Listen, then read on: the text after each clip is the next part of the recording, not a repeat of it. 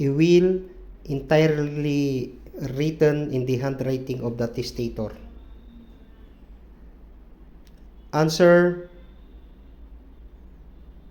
holographic will. It is the result of a very complicated series of acts being used as whole combination of certain forms of visible mental and muscular habits acquired by long, continued, painstaking effort. Answer: handwriting. Any writing executed normally without any attempt to control or alter its identifying habits and usual quality of execution. Answer: natural handwriting.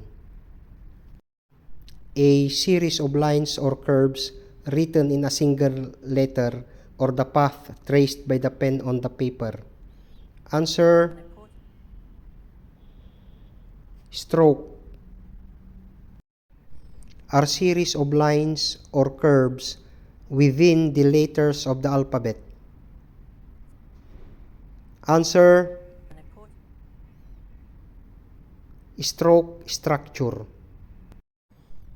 What do you call a curve formed inside the top curve of loop as in small letters H, M, N, P? Answer: arc. Any arcade form in the body of a letter found in small letters which contain arches. Answer: arch. What do you call the top portion of a letter or upper loop? Answer: ascender. It is the ruled or imaginary line upon which the writing rests. Answer: baseline.